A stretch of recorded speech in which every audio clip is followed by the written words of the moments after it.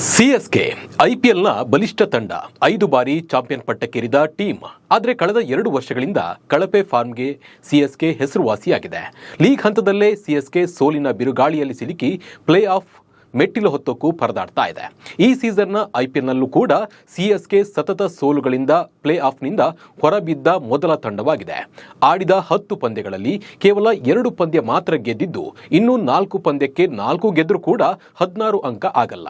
ಹೀಗಾಗಿ CSK cup ಕನಸು ಭಗ್ನವಾಗಿದೆ. ಹಾಗಿದ್ರೆ ಸಿಎಸ್ಕೆ ಇಷ್ಟೊಂದು ಕಳಪೆ ಪ್ರದರ್ಶನಕ್ಕೆ ಏನೆಲ್ಲ ಕಾರಣವಾಯಿತು, ಯಾಕೆ ಇಷ್ಟು ಬೇಗ ಪ್ಲೇ ಆಫ್ ರೇಸ್ನಿಂದ ಹೊರಬಿತ್ತು ಅನ್ನೋದನ್ನ ನಿಮಗೆ ತಿಳಿಸಿಕೊಡ್ತೀನಿ.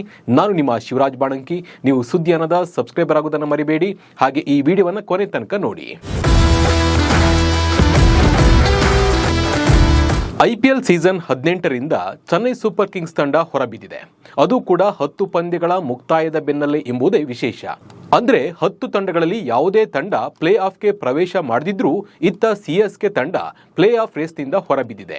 ಗೆಲುವಿಗೆ ಹೆಸರುವಾಸಿಯಾದ ಫ್ರಾಂಚೈಸಿ ಈ ಬಾರಿ ಹೇಳ ಹೆಸರಿಲ್ಲದಂತೆ ಸೋತು ಸುಣ್ಣವಾಗಿದೆ. ಹಾಗಿದ್ರೆ ಈ ಬಾರಿಯ ಸಿಎಸ್ಕೆ ಕಳಪೆ ಪ್ರದರ್ಶನದ ಹಿಂದಿರುವ ಪ್ರಮುಖ 5 ಕಾರಣಗಳು ಏನು ಅನ್ನೋದನ್ನ ನೋಡೋಣ ಬನ್ನಿ. ಹೊಡಿಬಡಿ ಆಟಕ್ಕೆ ಮುಂದಾಗದ ಚೆನ್ನೈ ಆಟಗಾರರು.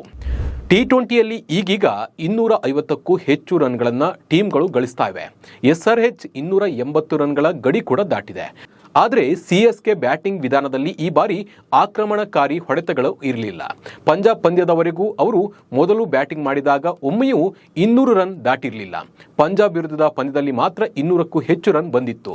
ಉತ್ತಮ ಬ್ಯಾಟರ್ ಹಾಗೂ ಬೌಲರ್ಗಳ ಕೊರತೆ ಮನಸ್ಥಿತಿಯಲ್ಲೇ ಆಡುವಂತೆ ತೋರ್ತಾ ಇತ್ತು. ಶಿವಮ್ ದುಬೆ ಮತ್ತು 43 ವರ್ಷ ವಯಸ್ಸಿನ MS ಧೋನಿ ಅವರನ್ನ ಹೊರತುಪಡಿಸಿ ಹೆಚ್ಚಾಗಿ ಯಾರು ಕೂಡ ಶಾಟ್ ಹೊಡೆಯಲು ಮುಂದಾಗ್ತಿರಲಿಲ್ಲ. ಬಿಸಿ ಹೊಡೆದ್ರೆ ಎಲ್ಲಿ ಔಟ್ ಆಗ್ತೀವಿ ಅನ್ನೋ ಭಯ ಸಿಎಸ್ಕೆ ಆಟಗಾರರನ್ನ ಕಾಡ್ತಾ ಇತ್ತು. ಸಿಎಸ್ಕೆಯ ಈ ರೀತಿ ಆಟ ತಂಡಕ್ಕೆ ದುಬಾರಿಯಾಗಿದೆ. ಹರಾಜಿನಲ್ಲಿ ಸರಿಯಾದ ಆಟಗಾರರನ್ನ ಆಯ್ಕೆ ಮಾಡಿಲ್ಲ. ಋತುರಾಜ್ ಗಾಯಕ್ವಾಡ್, ರವೀಂದ್ರ ಜಡೇಜಾ, MS ಧೋನಿ, ಪತಿರಾಣ ಮತ್ತು ಶಿವಮ್ ದುಬೆ ಅವರನ್ನ ಉಳಿಸಿಕೊಂಡು 55 ಕೋಟಿ ರೂಪಾಯಿಗಳ ಭಾರೀ ಮೊತ್ತದೊಂದಿಗೆ ಮೆಗಾ ಹರಾಜು ಮಾಡಿದ್ರೂ ಸೂಕ್ತ ಆಟಗಾರರನ್ನ ಆಯ್ಕೆ ಮಾಡುವಲ್ಲಿ ಸಿಎಸ್ಕೆ ಫ್ರಾಂಚೈಸಿ ಎಡವಿದೆ. ಸಂಕಷ್ಟದ ಸಂದರ್ಭದಲ್ಲಿ ಗೇಮ್ ಚೇಂಜರ್ ಆಟವನ್ನ ಆಟ ಆಡುವಲ್ಲಿ ಯಾರೂ ಕೂಡ ಮುಂದಾಗಿರಲಿಲ್ಲ. ಎಲ್ಲ ವಿಫಲವಾದರು ಅಂತಾನೆ ಹೇಳ್ಬಹುದು. ಬ್ಯಾಟಿಂಗ್ನಲ್ಲಿ ಸ್ಫೋಟಕ ಅಗ್ರ ಕ್ರಮಾಂಕದ ಆಟಗಾರರ ಅನುಪಸ್ಥಿತಿ ಎದ್ದು ಕಾಣ್ತಾ ಇತ್ತು. ಮಧ್ಯಮ ಕ್ರಮಾಂಕದಲ್ಲಿ ರಾಹುಲ್ ತ್ರಿಪಾಠಿ, ರಚಿನ್ ರವೀಂದ್ರನಂಥ ಆಟಗಾರರು ಇದ್ರೂ ಅಂತಹ ಪ್ರದರ್ಶನವೇನೂ ಕಾಣಲಿಲ್ಲ. ಆದರೆ ವಿದೇಶಿ ಆಟಗಾರರಲ್ಲಿ ನೂರ್ ಅಹಮದ್ ಬಿಟ್ಟರೆ ಬೇರೆ ಯಾವುದೇ ಆಟಗಾರರು ಸರಿಯಾಗಿ ಆಡಲಿಲ್ಲ ಅಂತಾನೆ ಹೇಳ್ಬೋದು. ನಾಯಕತ್ವದಲ್ಲಿ ಅಲ್ಲೋಲ ಕಲ್ಲೋಲ. ನಾಯಕತ್ವದಲ್ಲಿ ಅಸ್ಥಿರತೆಯು ಚೆನ್ನೈ ಸೂಪರ್ ಕಿಂಗ್ಸ್ ವಿಫಲತೆಗೆ ಮತ್ತೊಂದು ದೊಡ್ಡ ಕಾರಣವಂತಾನೆ ಹೇಳ್ಬೋದು. ದೀರ್ಘಕಾಲ ತಂಡದ ನಾಯಕರಾಗಿದ್ದ ಧೋನಿ ಬದಲಿಗೆ ಋತುರಾಜ್ ಗಾಯಕ್ವಾಡ್ ತಂಡದ ನಾಯಕರಾಗಿದ್ದರು. ಆದರೆ ಅವರು ಗಾಯದಿಂದ ಹೊರಗುಳಿದ ನಂತರ ಮತ್ತೆ ಧೋನಿ ನಾಯಕತ್ವ ವಹಿಸಿದ್ರು.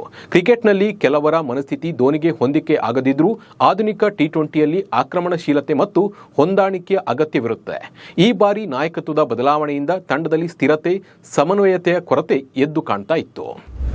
ಅನುಭವಿ ಆಟಗಾರರ ವೈಫಲ್ಯ. ಸಿಎಸ್ಕೆಯ ಇತಿಹಾಸವನ್ನು ನೋಡಿದರೆ ಪಂದ್ಯ ಹೇಗೆ ಗೆಲ್ಲಬೇಕೆಂದು ತಿಳಿದಿರುವ ಆಟಗಾರರೇ ಹೆಚ್ಚಾಗಿ ಇರ್ತಾ ಇದ್ರು. ಆದರೆ ಈ ಬಾರಿ ಅದು ವರ್ಕೌಟ್ ಆಗಲಿಲ್ಲ. ಪಿಲ್ಲರ್ಗಳು ಅನಿಸಿಕೊಂಡವರೇ ಸರಿಯಾಗಿ ಆಡಲಿಲ್ಲ. ರವಿಚಂದ್ರನ್ ಅಶ್ವಿನ್, ಮಾರ್ಕ್ಯೂಗೆ 9.75 ಕೋಟಿಗೆ ಖರೀದಿಸಿದ್ರು. 7 ಪಂದ್ಯಗಳಲ್ಲಿ ಕೇವಲ 5 ವಿಕೆಟ್ಗಳನ್ನು ಗಳಿಸಿದ್ದಾರೆ. ಸ್ಪಿನ್ ಸ್ನೇಹಿ ಚಪಾಕ್ನಲ್ಲೂ ವಿಕೆಟ್ ಪಡೆಯುವಲ್ಲಿ ವಿಫಲರಾದರು. ಸಿಎಸ್ಕೆಯ ಯಶಸ್ವಿ ಆಟಗಾರರಲ್ಲಿ ಒಬ್ಬರು ಅನಿಸಿಕೊಂಡಿದ್ದ ರವೀಂದ್ರ ಜಡೇಜಾ ಕೂಡ 10 ಪಂದ್ಯಗಳಲ್ಲಿ 183 ರನ್ಗಳೊಂದಿಗೆ 7 ವಿಕೆಟ್ ಪಡೆದಿದ್ದಾರೆ ಅಷ್ಟೇ. ಹಿರಿಯ ಆಟಗಾರರು ಸರಿಯಾಗಿ ಆಡದಿದ್ದಾಗ ಕಿರಿಯ ಆಟಗಾರರ ಮೇಲೆ ಹೊರೆ ಹೆಚ್ಚಾಗುತ್ತದೆ. ಸಿಎಸ್ಕೆಯಲ್ಲಿ ಕೆಲವು ವಿಶ್ವಾಸಾರ್ಹ ಹೊಸ ಆಟಗಾರರು ಇದ್ರು. ಫೇಲ್ಯೂರ್ ಆದ ಯುವ ಆಟಗಾರರು. ಈ ಬಾರಿಯ ಐಪಿಎಲ್ನಲ್ಲಿ ಸಾಕಷ್ಟು ಯುವ ಆಟಗಾರರು ಮಿಂಚಿದ್ದಾರೆ.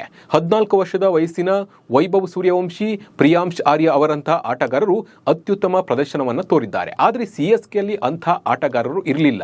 ಯುವ ಆಟಗಾರರ ಕೊರತೆ ಚೆನ್ನೈ ಸೂಪರ್ ಕಿಂಗ್ಸ್ ವಿಫಲತೆಯಲ್ಲಿ ಒಂದಾಗಿದೆ. ಅಲ್ಲದೆ ಧೋನಿ ಅವರಿಗೆ ಕ್ಯಾಪ್ಟನ್ಸಿ ನೀಡುವ ಬದಲು ಬೇರೆ ಆಟಗಾರರಿಗೆ ನೀಡಬಹುದಿತ್ತು ಅನ್ನೋ ಮಾತು ಕೂಡ ಕೇಳಿ ಬರ್ತಾ ಇದೆ. ಅಲ್ಲದೆ ಧೋನಿ ಇನ್ನೂ ನಿವೃತ್ತಿ ನೀಡಿದರೆ ಒಳ್ಳೆಯದು ಅನ್ನೋ ಅಭಿಪ್ರಾಯ ಕೂಡ ವ್ಯಕ್ತವಾಗ್ತಾ ಇದೆ. ಒಟ್ಟಿನಲ್ಲಿ ಉಳಿದ ತಂಡಗಳು ಪ್ಲೇ ಆಫ್ ಪ್ರವೇಶ ಮಾಡುವ ಮುನ್ನವೇ ಚೆನ್ನೈ ಪ್ಲೇ ಆಫ್ನಿಂದ ಹೊರಬಿದ್ದಿದೆ. ಇದು ಸಿಎಸ್ಕೆಯ ದೊಡ್ಡ ಫೇಲ್ಯೂರ್ ಅಂತಾನೆ ಹೇಳ್ಬಹುದು. ಈ ಬಗ್ಗೆ ನಿಮ್ಮ ಅನಿಸಿಕೆ ಮತ್ತು ಅಭಿಪ್ರಾಯವನ್ನು ಕಮೆಂಟ್ ಮೂಲಕ ತಿಳಿಸಿ. ನಮಸ್ಕಾರ.